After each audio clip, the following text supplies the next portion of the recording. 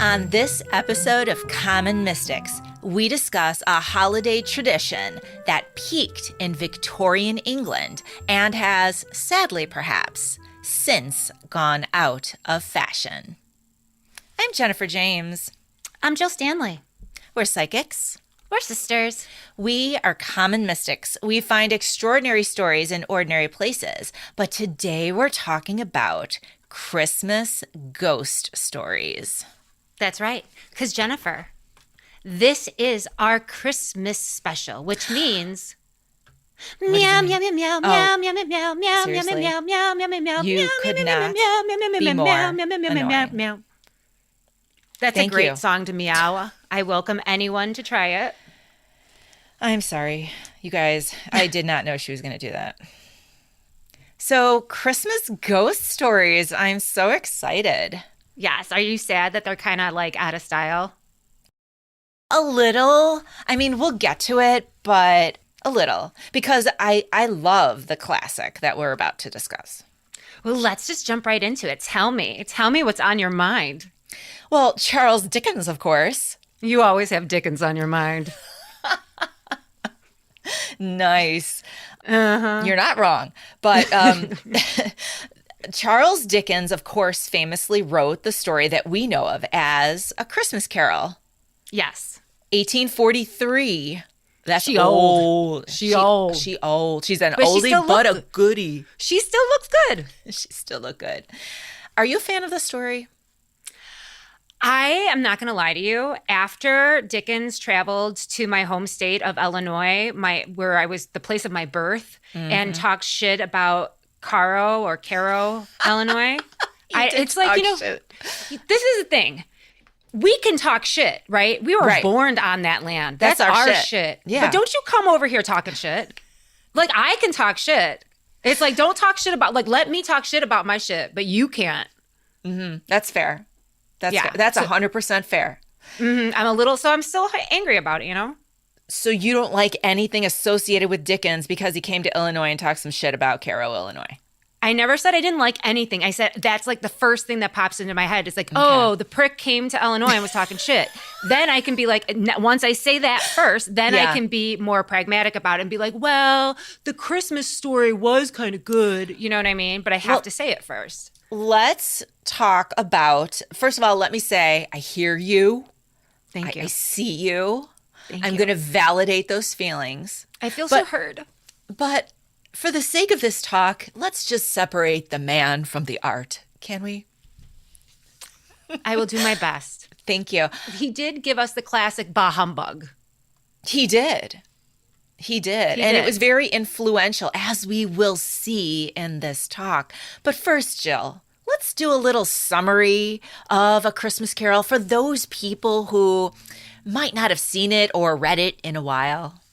OMG. Do you need me to Jill-splain I would love you to Jill-splain A Christmas this Carol. Is so excited. I was not prepared to do this, but okay. So there's this old-ass prick, right? And he's living in, like, London, and he has a nephew, and the nephew doesn't even like him, but he's kind of, like, nice to him because he's like, he's an old prick. What are you going to do, right? Well, he's also employing him. True. You have to be nice to the old prick who employs you. I didn't get there yet. Oh, sorry. I'll be quiet. So anyway, like the old prick's partner dies, okay? Jacob Marley. Jacob Marley dies, and he's even more prickish about it. He's like, fuck Marley, he's dead. And so his nephew, who happens to work for him, who's kind of nice to him, but kind of like is like frenemies, you know what I mean? He's like, hey, uncle, what up, boo? But he's like, you a prick, right? Anyway, so he doesn't even like him. And he's like, he goes off and he does Christmas without his uncle because like his uncle likes nothing that is nice or kind or pure or he hates joy. He just doesn't want to be around that energy. Nobody does. Yeah. He hates joy. He's like, fuck it. So there's also a guy that works for him. I forgot his name, but he has a son named Pritchett? Is it Pratchett? Pritchett I don't know. or Pratchett? I forgot his name. It's one of those. It's an itch. And he has like a bunch of kids, but his youngest son, Tiny Tim, he has a very bad limp or abnormality when it comes to his... Probably polio-ish? You think? Maybe. That's my guess. So he walks around with like a wooden crutch. And the thing is though, like you would be like, oh man, Tiny Tim, that's sad, bro. Like, I'm so sorry. But not Tiny Tim. Tim is like, don't feel sorry for me. Don't feel sorry for me. Don't you, like, he's like, I am just a bundle of joy and hope, and I love you all. Every one of you. I don't care how poor I am. I don't care how I limp. I don't give a fuck. I love you all. That's the energy Tiny Tim's bringing. Yes. I have his name. They are the Cratchits. Bob Cratchit works for Scrooge. So close. And Tiny Tim is his son. So Tiny Tim Cratchit. Continue. Okay. Well, the thing is, Jennifer, he did work for Scrooge because like on Christmas Eve, Scrooge was like, sorry, Bob, ain't no more. You take care of your family, because he wanted the day off. He's like, this is Christmas Eve. This is like the day I want to be with my family. And Scrooge was like, bah humbug, bitch. Nah, you're not. Not here. You go home. You stay home. So Bob was like, fuck, I have to be with Tiny Tim in the crowd. Like, they will never forgive me. It's like the one night of the year that I want to be with my family. So he goes home and he's like, hey, Ma Cratchit, I am out of a job. I am out of a job. Like the old man, like he has zero fucks to give. He's all rich and he's all angry. And he was like, Cratchit, not Crotchet. Tomato. Stick by crotchet. So get to the part where here I am. I'm getting there. So then it's the night of Christmas Eve, and Cratchit's home with his family, and Scrooge, Ebenezer Scrooge, goes to sleep. Okay, and then all of a sudden he hears, oh, and he's like, hello, and he's like, it's me, Ebenezer. I'm the ghost of Marley, and he's like, oh, really, you old prick? Because you owe me money before you died, and I don't know where your will is. And he's like, you listen to me, Ebenezer Scrooge, because you're such a son of a bitch. You will be visited by 3 additional ghosts tonight. Aha. So, bo. And then he goes away, and there's like whole chains and everything rattling. And Scrooge is still like, dude, you owe me money. I don't know where your will is. If you're going to come back from the dead, that would have been a solid not to talk to me about some ghost stories. So Scrooge goes to sleep. And then there was a ghost that comes. And it is the ghost of Christmas Past. And so Ghost of Christmas Past is like, hello, I'm the ghost of Christmas Past. I'm going to take you, Scrooge, throughout all your lonely life of Christmases. And Scrooge is like, whatever. This is totally a dream. I'm an old prick, but I'm going to go with you because, like, what else am I doing tonight? So then you go through like a long line of traumatic events that happened to Scrooge on Christmas. And then you're like, oh, I get why he's such an old prick and he hates Christmas, because he never was able to enjoy it. So then the ghost of Christmas Past brings him back to his bed, and he's like, okay, you're going to have 2 more ghosts come up and meet up with you, okay?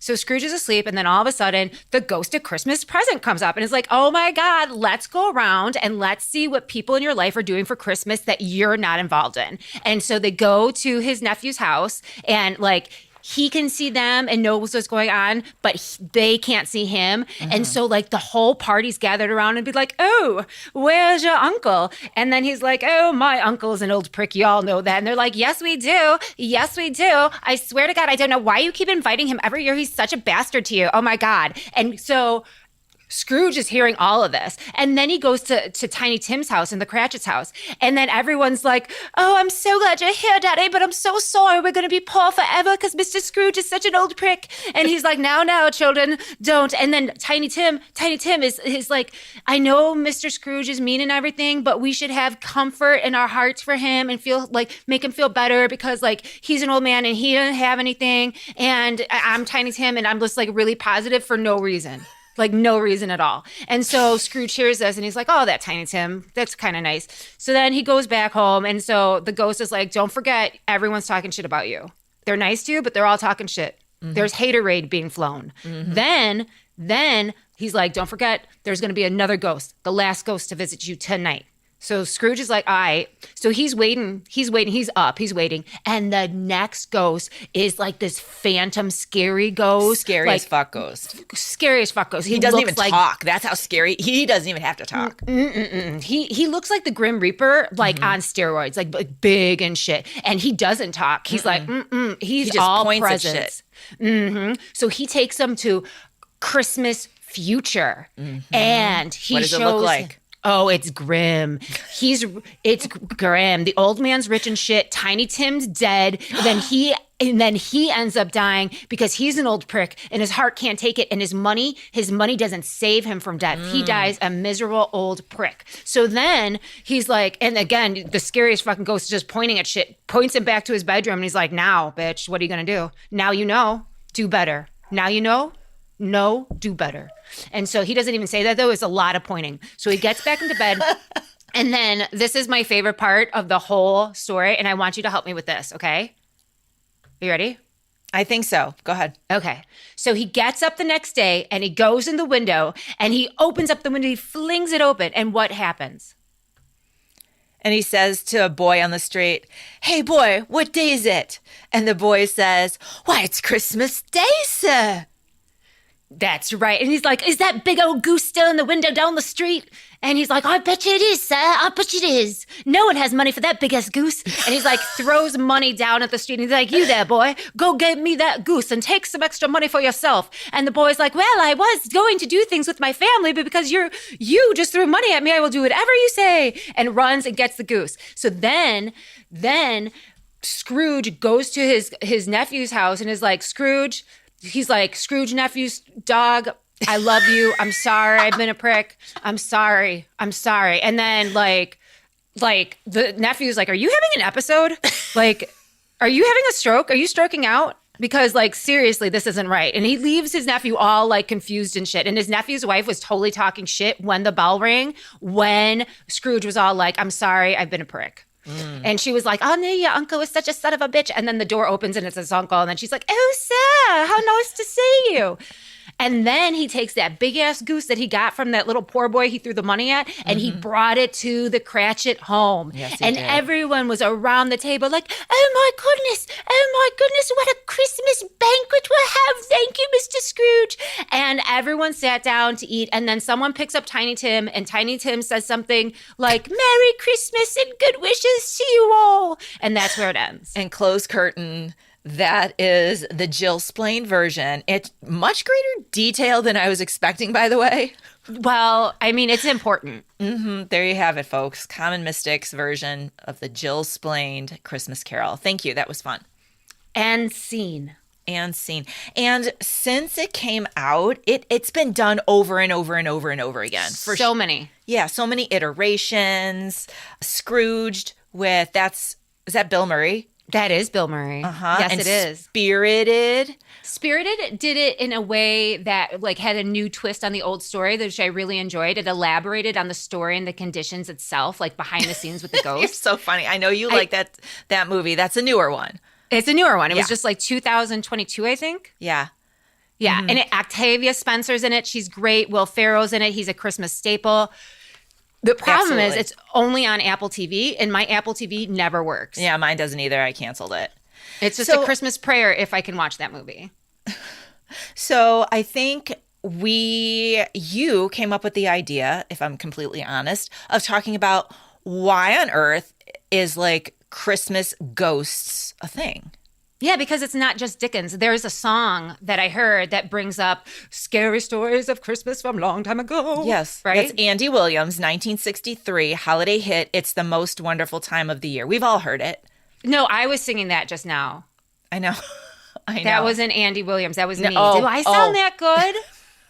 I'm sorry. I was Thank you. confused. I thought there was a professional male singer on the other end of this. You let me meow it. You'll even be more impressed. Please don't. Okay, so the question that you posed was, how did telling ghost stories, something that is now predominantly associated with the fall season and Halloween in the United States, end up being a quintessential Christmas tradition? That's not my exact thought because I'm not that thoughtful or that well-spoken. You literally wrote that. I did not write that. Really? Yeah. Oh my God. I don't even know what's happening. You wrote to me. that. Maybe you were having an episode of some sort. Yeah, it was like someone had my thinking cap. You were channeling Dickens. I always channel Dickens, especially in the winter on them cold nights. Yeah. Okay. So, that's a really good question. And what did we answer? So, yeah, ghost stories seem completely out of place in the American holiday tradition, right? Yeah, but they But are a staple. Like in the UK, obvious. still today, I don't know. But I I don't mean, think obviously, so. because Dickens came and did that whole thing. Tell me about Okay, it. so let's break it down. We're going to go like back into history and like take a look at Christmas traditions in general as an overview, but then specifically when this tradition of telling Christmas ghost stories peaked and why. And it's fascinating. You're going to love it. You Jennifer-fied my outline. I'm so excited. Do it. I did. So let's remember that Christmas time coincides with some of the darkest days of the year. Like she means literally in the Northern Hemisphere, not figuratively. Correct. The winter solstice, of course, marks the darkest time of the year in the Northern Hemisphere, and it occurs around Christmas, actually just a few days prior.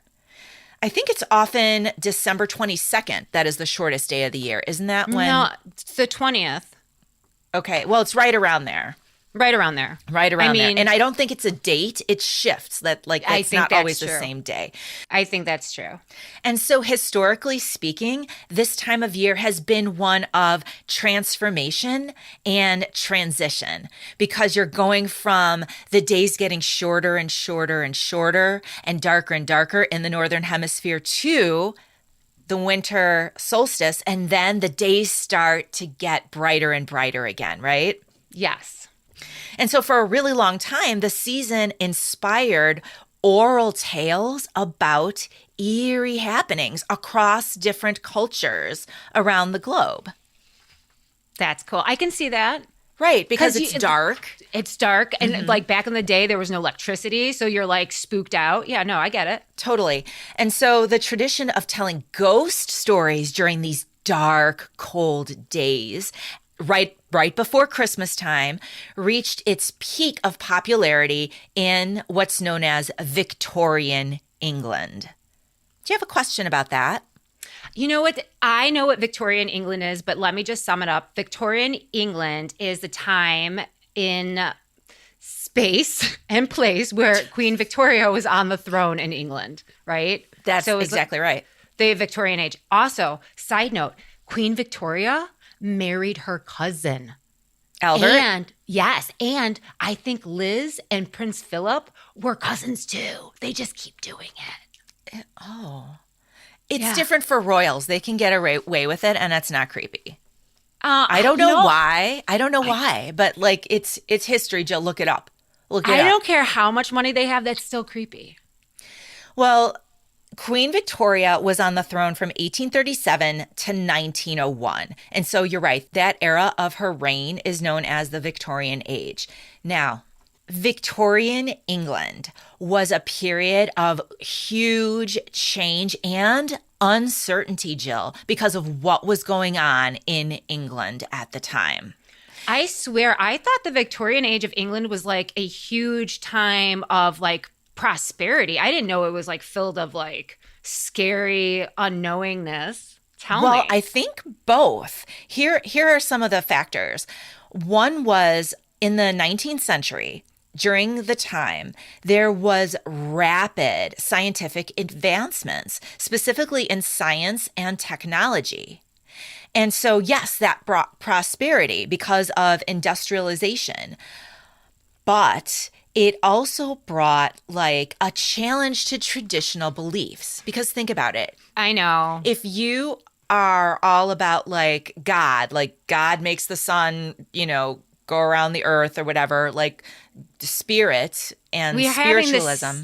same debate all over the country right now. Like, how can there be the book of Genesis and dinosaurs? I don't know.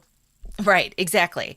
So, but for maybe the first time in history, you have technology being like, no, this is how this works. Do you know what I mean? And so, like, that's scary. If you're someone who believes in the law of God, and now you have the law of science and technology taking over and making these changes, that can be very scary to a society culturally.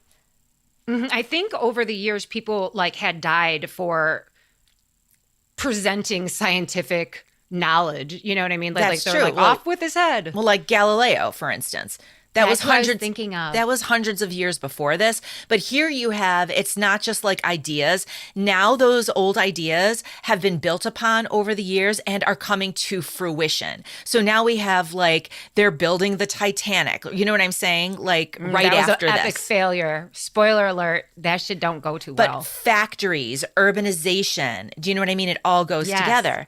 And Yes. people are starting to be curious more about the supernatural and how to reconcile new scientific discoveries with their existing spiritual beliefs. Like that's the bottom line there. So there's a change happening.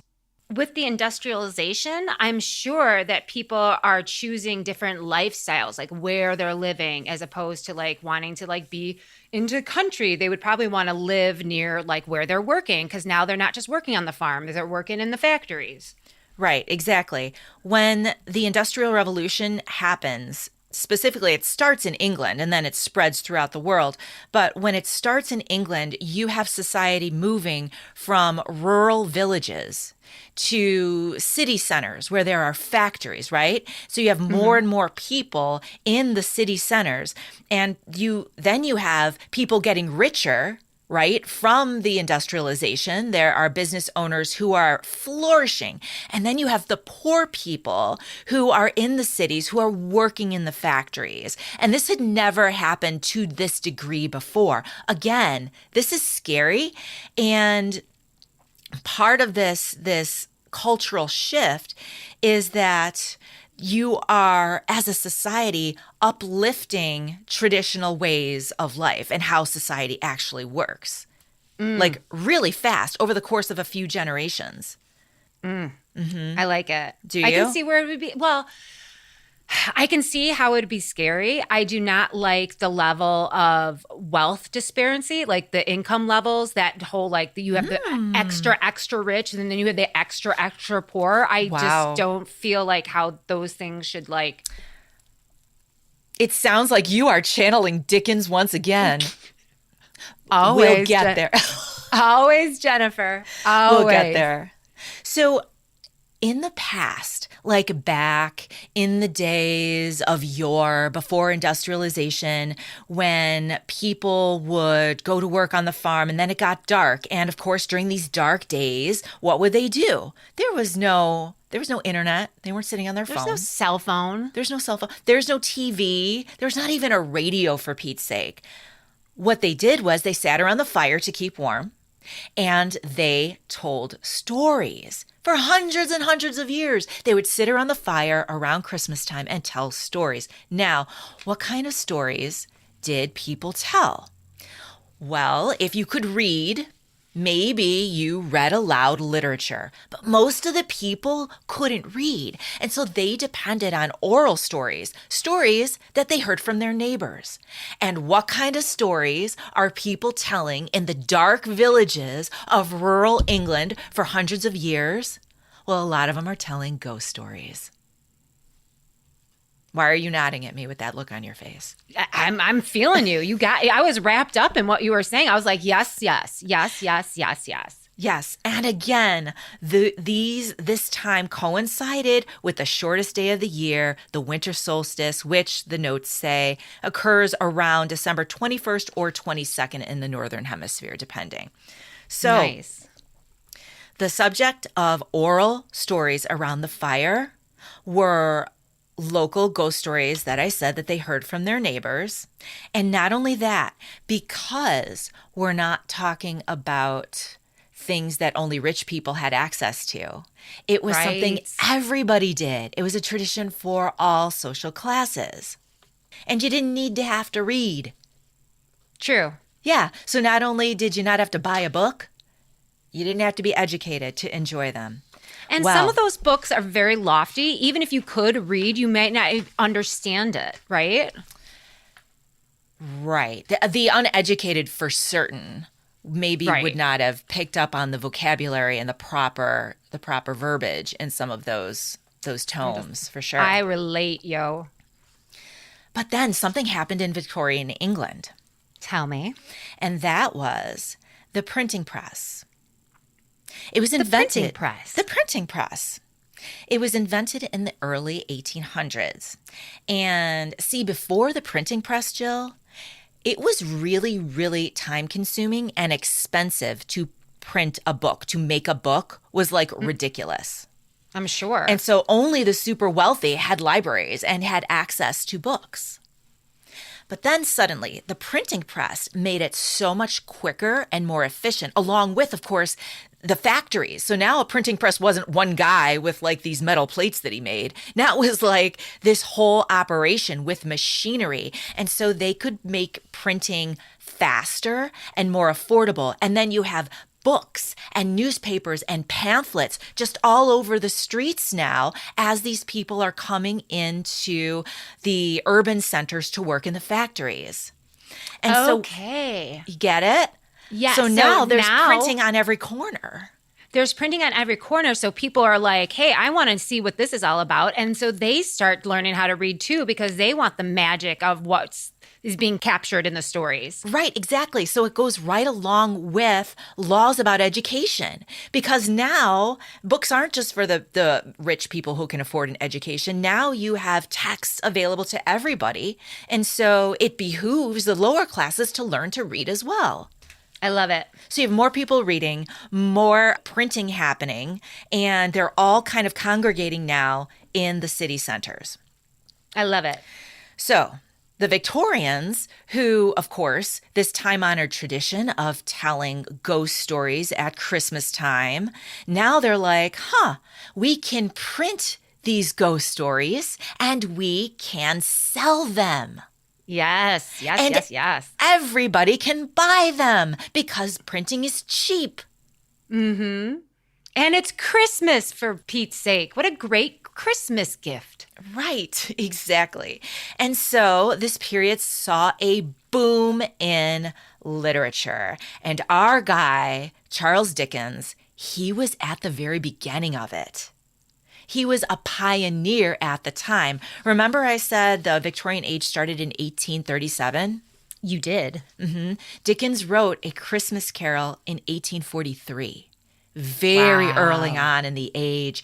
So, yeah, his a novella, like a short novel, it captured the zeitgeist of the time, the feelings of the time perfectly, and also influenced Christmas traditions for the future generations in England and in the entire Western world. In fact, the way that we celebrate Christmas today in English-speaking countries comes mostly from Victorian era revival of the holiday, and a lot of that goes back to Dickens. Okay, so man can write, but do you think it's so good because it was the first? Or one of the first, or do you think it's just such a good story that captures like so many different facets and emotions of that time and space? I think both. I think if it wasn't as good, it wouldn't have been as popular and it wouldn't have made as big of an impact. But it really touches on some important, pivotal things of the time.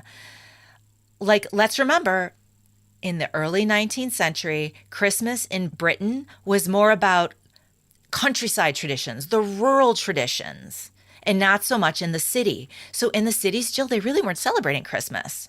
Oh, that's sad. Yeah. And so Dickens was feeling nostalgic about, he's looking at all of these changes happening in his lifetime. And he's like, wow, we have lost something. We have lost those beautiful traditions that we used to have on the countrysides. So let's bring them back. And that's one of the things that brought him to writing this particular story. See, even with this modernization, he's like, Christmas should still be celebrated in the cities. You know what I mean? Bring back the nostalgia. Bring back the family gatherings. Yes, the food, the drink, the dancing. Yes, and the spirit of generosity. Now, let's talk about his social causes, because he's saying something about society too, isn't he? He shall is. What do you think? What do you think his message is to society? Well, I think it's that we have an attitude of thinking people who have less money are less than and treating them as such. And then you also have an attitude that's kind of like shaming the rich, which I don't necessarily agree with. But I mean, this stereotypical like archetype of Scrooge, like for real, bro, like he nailed that one, right? It's interesting you say that because Dickens was really careful not to marginalize his middle class and upper class readers because he wanted them to read it too. So he didn't want to insult them. Right. So he was very careful. He told this kind of melodrama about the disparity between the wealthy and the poor. And Dickens had a real problem with the poverty that was happening in the cities. He didn't like the poverty, particularly the effect it had on children. Because he was seeing the children working in the factories. He was seeing the children on the streets. And he had a real problem with that. And of course, he writes that into the Tiny Tim character and how the children are impacted by poverty. But by making Scrooge a redeemable character, right? He goes through a transformation and he becomes what he always was, maybe inside, which is generous and charitable. And so all the good feelings, all of the hope. Like just because you're a stingy, rich prick doesn't mean that you have to be that forever. You can't make a change. Yeah, you can make a change and you should make a change. So that really hit everybody. Think about it. The poor people loved it. And the people with money, they loved it too. And I'll also say that in my research of this, he inspired a lot of real business leaders to close on Christmas and like buy all their employees a turkey. Like things like that were really happening because they read this story and were so touched. Things like that kind of happen today too. It's true. And it was because of, the man was a prick, but hey, thanks. You mean Ebenezer Scrooge? No, you mean Dickens. Oh, okay. We're back to Dickens because of Caro in Illinois. Okay. I'm with you. So here's what happened. The original novella or pamphlet was called A Christmas Carol in Prose, being a ghost story of Christmas. And it was published on December 19th, 1843. The first run of 6,000 copies sold out by Christmas Eve in 6 days. Wow. And so second and third editions were published before the first of the year. And it continued to sell throughout 1844. That's insane. And he wrote several follow-up Christmas novellas, although none of them really reached the peak of A Christmas Carol. And then he began collecting and publishing Christmas ghost stories from other authors in magazines that he edited, a trend that gained significant traction. That's still used today. So other publishers, other Victorian authors, they were like, there is a market for this. And so that's how he started something. So other Victorian authors followed suit, writing ghost stories and supernatural themed pieces that would be ready for publication just in time for Christmas and the gift giving season. It like literally is this is how we celebrate Christmas every single year in so many ways. It's crazy. What do you mean? Telling ghost stories?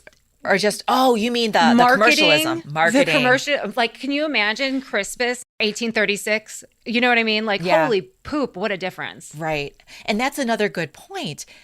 It's not only charity that he highlights, but that gift-giving generosity, that's influential in terms of commercialism.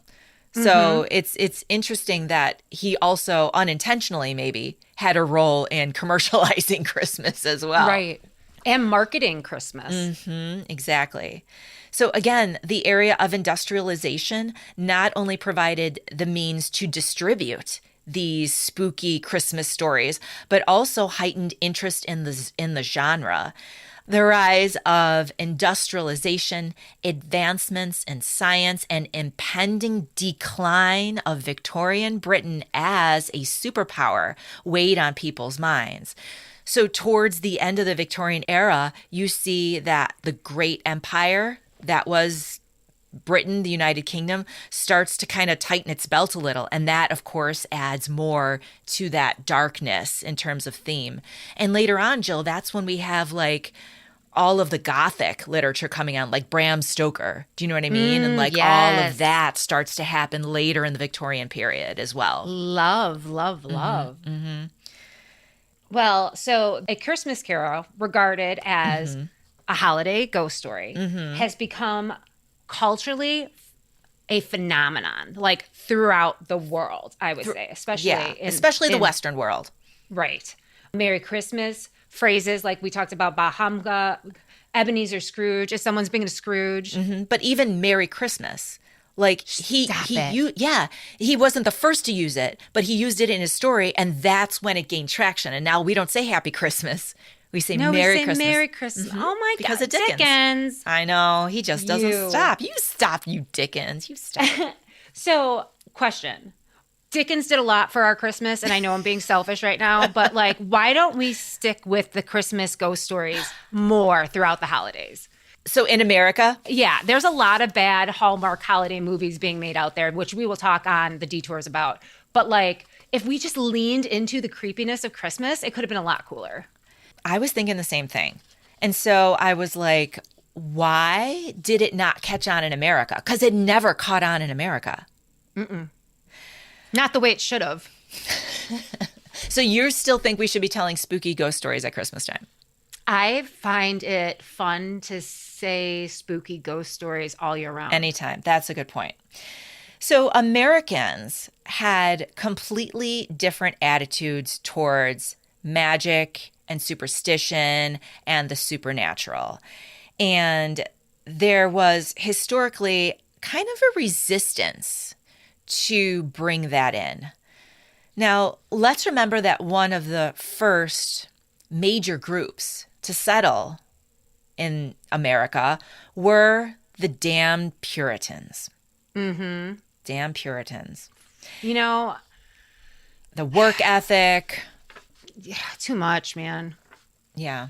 Too much. Well, I mean, I respect the Puritans for their journey and their hard work, but they were such a killjoy. Such a killjoy. Like everyday church day, everyday work day.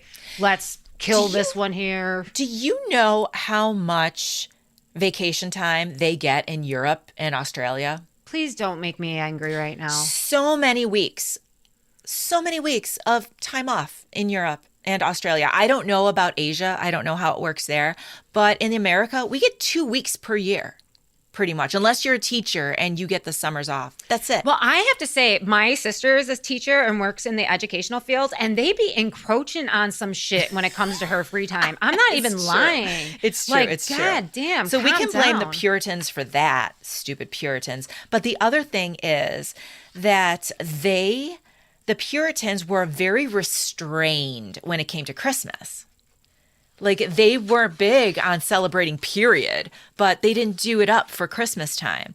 And it was more about like religious observance than festivities, right? So we've got that problem. The other thing to remember is, so the Europeans that were coming to America were looking for a different life. The ones who stayed in England, they were feeling nostalgic for the way things used to be. But the ones who left and came to America, they were done with the way things used to be. They were over it. They were creating new traditions. And they were trying to acclimate into American society, even though it was boring as hell and rigid. Right. But the other thing that they were doing is kind of leaving behind, religious. Let's say religious is the right word. Leaving behind the religious and coming for more secular ways of thinking. Because a lot of them who came here were being persecuted for religious reasons, right? And so that was another thing they were kind of leaving behind. But Americans in the 1800s were not nostalgic for the European days of yore, okay? The last thing is that something happened in the 18th and 19th centuries in the United States. And that was you had these waves of Irish and Scottish coming over, particularly the Irish in the 1800s. Now, the Irish brought with them Celtic traditions, including Samhain, which is the roots of Halloween. Mm-hmm. And so I think it's so fascinating that culturally they started that in America. They brought it, and that was a cultural phenomenon that happened. Whereas in Britain, the Irish weren't cultural leaders. See what I'm saying? I do see what you're saying. Interesting. Yeah. So Halloween became the time that in America we tell the spooky ghost stories, and we, have our traditions around that Samhain time when the veil is thin and the spirits can pass through. And so when Christmas comes around, it's like been there, done that. Now we're on to like good cheer. Wow. Makes sense? It does make sense. Do you love it? I love knowing it. Mm-hmm. It's fascinating to think about. It was a good question we posed. So, examples of supernatural Christmas traditions from around the world, because they do have in other places really cool things happening that we should be doing. Okay, gotcha. It wasn't just England. No. Around the world has cool shit. We need to do it in America and do some cool shit and stop being so boring. Tell me about it. Okay, so in Iceland, they're crazy in Iceland. And I say that in the best way. Aren't they hot? Don't we have a lot of hot actors from Iceland? I don't know. I think we need to look into this. Isn't the Skarsgård family from Iceland? Sarsgaard? Yeah. No, I think they're Scandinavian. Okay, well. We'll have to look that up. I said they're kind of crazy in Iceland because I shouldn't say they're kind of crazy. I love that like 50% of Icelanders believe in like fairies and elves and things, which is so cool. That makes me happy. I know. It's amazing. They also have a sort of Christmas supernatural tradition. Tell me about it. Which includes something called Yule Lads. In the 13 nights leading up to Christmas, Icelandic homes are visited by the 13 Yule Lads, who are whimsical figures from Nordic folklore. I think that's kind of cool. It's describing elves to me. Beginning on December 12th, they descend one by one from the mountains. And according to the legend, the Yule Lads are sons of a troll. And it's like they have a more sinister origin, but so they can be like mischievous, but they're also gift givers. So it's complicated in Iceland. I mean, they are like mischievous, but they're sweet too. They're like, right. Like kind of naughty Keebler elves. Exactly. Got it. Okay, so that's Iceland. Tell me about Scandinavia. Okay. In Sweden, Norway, and Denmark, there are mythical creatures called the Tomti. I'm probably saying this wrong. Tomti and Nisa. Tomti, I'm going to spell it for those of you who want to look this up on your own. Tomti, Tomte in Sweden. And I'm saying Nisa, Nisse. Mythical creatures. And they're often depicted as small gnome-like beings associated with winter and Christmas. Gnomes are really big right now. When did gnomes get so big? Like Christmas gnomes, like you see them everywhere and people are putting them on wreaths and making them. They're cute. It's not me, but they're cute. Tell everyone about the gnome that we had for years. No, you. Join us on Detours, and we're going to tell you stories about the gnome. It wasn't a Christmas gnome. No, but it was a gnome. It was a gnome, and a very unfortunate gnome. So the Tomti and the Nisa, please forgive my pronunciation, are typically described as small elderly men with long beards wearing traditional farmers' clothing, like a little cone hat or maybe a knit hat, and wearing usually red or a bright color. They sound exactly like gnomes, like the They way I sound would picture them. exactly. They're wearing primary bright colors. They Right. have cone-like hats. It's a gnome. Yeah, Yeah. for sure. And these creatures are considered to be like guardians of the homestead, and they protect the farm and the people who live there from misfortune. And they do expect, by the way, offerings like a bowl of porridge with butter, especially on Christmas Eve. That is what my dog expects from me every day. Porridge He's like, with porridge butter. with butter. You feed your beagle porridge with butter. My beagle will eat anything. He would you eat put it. in. He will eat it. So over time, the Tomte and the Nissa, these gnomes, have become associated with Christmas traditions in Scandinavia. And in fact, Nissa is derived from the name Nils, which is Scandinavian for Nicholas. Oh my goodness! As in Saint Nicholas. And they're similar to the concept of Santa Claus, delivering gifts to children during the holiday season. Oh, Scandinavia, I love it. Something I do. creepy out of Italy, though. Ooh, I like creepy. How about the Christmas witch? Have you ever heard of La Befana? No, but I've been called a Christmas witch. Ooh. La Befana is typically depicted as an old woman resembling a traditional witch with a broomstick, a shawl, and soot-covered face. Because, guess what? She climbs down chimneys. Get it, girl? What you getting? What you getting? I love it. Just like Santa Claus. During the 12 days of Christmas, La Befana traverses the land throughout Italy, rewarding the good children and punishing the naughty, but That's also right. accepting offerings, just like Santa accepts milk and cookies. I love And- this. And you give them carrots for the Oh, reindeer. the reindeer. On the night of January 5th, La Befana visits homes throughout Italy delivering the gifts to children. I wonder if she brings the gifts down the chimney. She must, right? Isn't January 5th, the feast of St. Nicholas? I do not know. I believe so. I thought it was in early December. December 5th is pretty early. I said Oh. January 5th. So month. January, I'm a month off, but Yeah. I will say that's very close to the Feast of the Three Kings. Yes, which it is. is. The 6th of January. Yes, correct. And of course, the good children, they get sweets and candies and small gifts. And any who have not been good get coal or dark candy. Ooh, I'm thinking dark like black candy. black Like jelly black beans. licorice? Yeah, black jelly beans are disgusting. I love the black jelly beans. They're the only ones I like. You are lying right now. No, I'm not. The only way I will eat that trash is if they are in a capsule of Good and Plenty. I love them. It's like sweet, but bitter, but nasty, but sweet. I think it's good.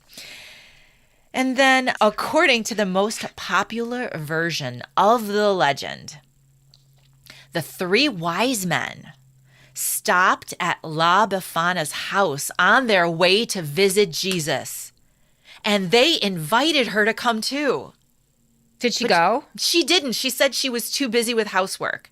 She just doesn't like kids. But later she regretted her decision and set out to find the Christ child herself, bringing gifts for him. She never found him, so she continues to search for him every year. I don't want to break the bad news to her. Again, La Befana is still a cherished part of Italian Christmas traditions, symbolizing the end of the holiday season. How do you like that? I like it. Can you give me more Christmas stories from England, though? I think they're like the OG of Christmas scary stories. I think we have a couple that I can go over right now. I'm just going to like footnote it, or not footnote it. Yeah, Jennifer Cliff's Splain. notes. Jennifer Splain, Jen Yeah. Splain. Well, one is the legend of the mistletoe bride. Ooh. The ghost of Lord Lovell's bride is a well-known legend associated with Bramshill House, a historic mansion in Hampshire, England. Now, the details of the story may have evolved over the years, but the original narrative is believed to stem from the tragic real-life demise of Lord Lovell's bride at Bramshill House in Hampshire, England. You ready for the story? Mm-hmm.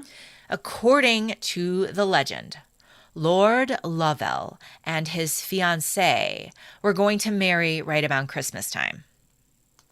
And so there's going to be a big party, and family members came to the house from both sides. And I mean, they're coming to town anyway, so why not just do the wedding when they're in town? Like, exactly. Seriously. At Christmas, Practical. have a big bash. And this estate was an opulent estate, huge mansion, opulent estate, perfect place for a wedding. And while adorning the house with mistletoe, the families devised a playful wedding game to pass the time. Uh-oh. Here were the rules. Lord Lovell's young bride was supposed to hide somewhere within the sprawling mansion, while the groomsmen went on a quest to find her. Basically, hide and go seek. Mm-hmm.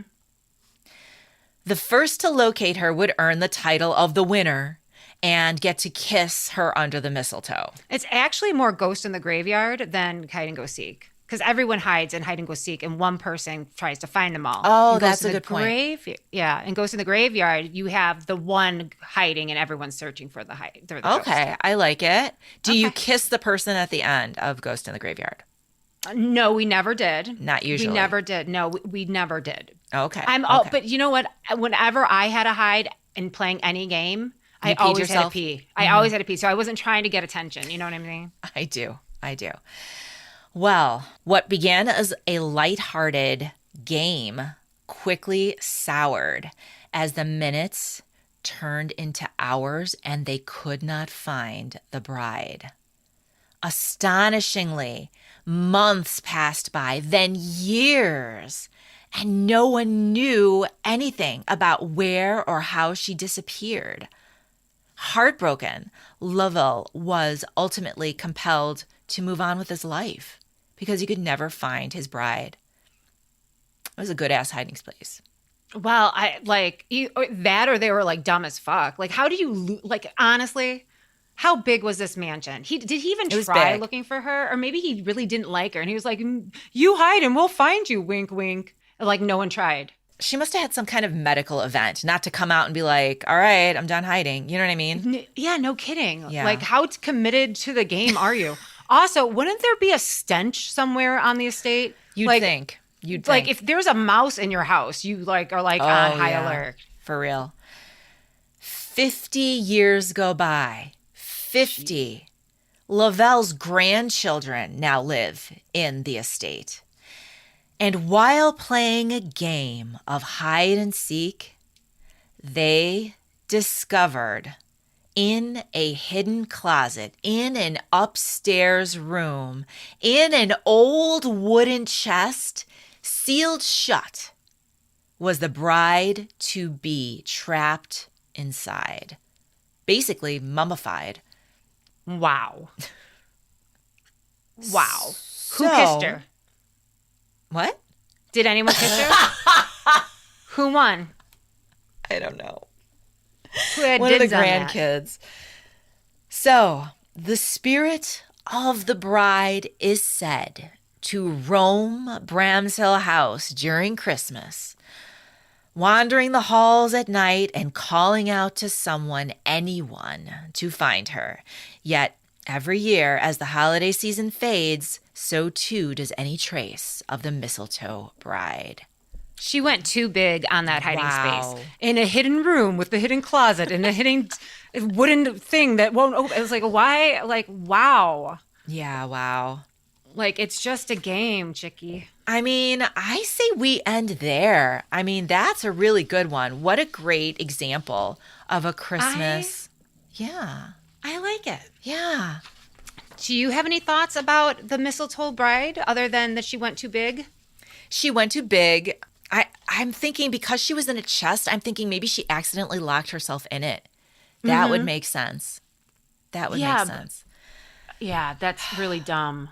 So Really dumb. I was thinking on detours. People meet us on detours. And what are we going to talk about? I have to write this down because you said a couple things and I never remember. Okay, so we're going to talk about our gnome that we shared. Oh, okay. That's number one. But it wasn't a Christmas gnome. Disclaimer. It's okay. It's not a Christmas gnome, but it is a gnome that we shared. Talk about the gnome. What else? And then we're going to talk about shitty holiday movies. Okay? Really? I think so. I think we should marry, screw, kill some of these movies, or at least talk about which ones we want and which ones we don't want, which ones are Christmas, which ones aren't. Like, I just rewatched Die Hard. You know, I owe your husband and his mother an apology. That is a Christmas movie. Really? It really is. All right, I'll let you lead that discussion. Well, I want you to tell me, okay, I'll give you an example. One of my musts, like, have to watch every year, not because it's good, but just because it's what I watch every year. What is it? Literally, I had on the TV on Saturday night, and Chad walked in and was like, do we have to? So much buildup. So much buildup. What is it? Does this have to keep going? You know what it is. It is Santa Claus the movie from 1984. I believe 84. Is that Dudley Moore? Yeah, it is. Patch. You know, I've never seen that. Or if I have, I've blocked it out. You entirely blocked it out because I remember making you put it on for me. Yeah. Maybe you just walked out of the room. Like, she was quiet now. Probably. Yeah. Probably. It's terrible. It's terrible. It's a terrible movie. I'm mad at it every time I watch it. But I don't know why you want to talk about shitty holiday movies. Like, they just make me angry. I want to talk about the good ones, the ones that make me cry every time. Okay. Can we have this conversation on detours? Because I like the energy you're bringing. This is the kind of energy we bring to the detours. Okay. All right. I'm here for it. Okay. Also, this is our Christmas holiday episode. Please don't meow.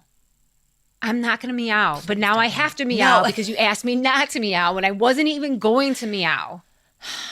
Okay. God. This is our Christmas episode. Continue. Yeah. And I noticed a husband of one of our listeners contacted us today, and I directed him to our Patreon page. And I let him know that his wife, who is a fan of ours, would probably enjoy a tier 4 membership for the holidays. Oh. So you can go to patreon.com, Common Mystics Podcast, and give the gift of us rambling all next year. All next year. I think that is probably the equivalent of coal in the stocking, though. You know what? You don't know what they want to give.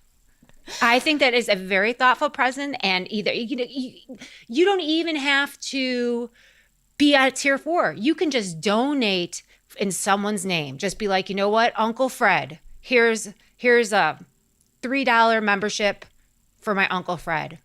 You know, just do it. I do know. I know where you're going with this. We're trying to survive here, guys.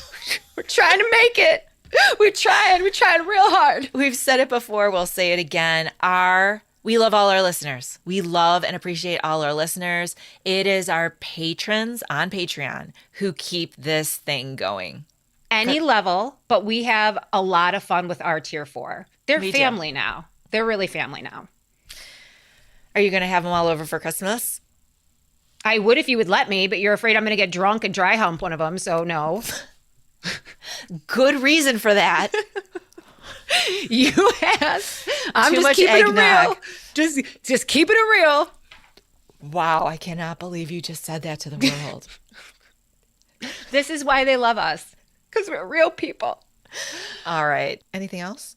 Yeah, I was going to say, I love you. Merry Christmas. Thank you guys so much for listening and supporting us. We really appreciate you. And it's really the reason why we keep this going is just because you guys want it, literally. So thank you so much for making us feel loved and needed in all corners of this world. So thank you, thank you, thank you. Aw, thank you so much. We're blessed to have you listening, and have a wonderful holiday season. Can we meow now? No meow. Say goodbye. Say goodbye. Meow, meow, Jill, meow, seriously. meow, meow, meow, meow, meow. Jennifer, just do one. Just meow one. Just one. Bye, Jeez, Jill. Love you. It's the holidays. Bye. It's the holidays. I'm hanging That's up rude. now. Don't do it. Don't do it. Hanging up. Jennifer. Seriously, Jill, hang Just up. once, just you are so good at it. Just do one holiday like bar and I'll be done with it. For our listeners, Jennifer, just one. Pick whatever, any song and I'll guess it. Oh my God. Real quick. We're already over an hour. Come on, Jen. Come on. Meow, meow, meow. I love it. It's Silent Night. Very I love it. good. Thank you All so right. much. Merry Thank you. Christmas. Merry Merry Christmas. Christmas. Bye, everybody.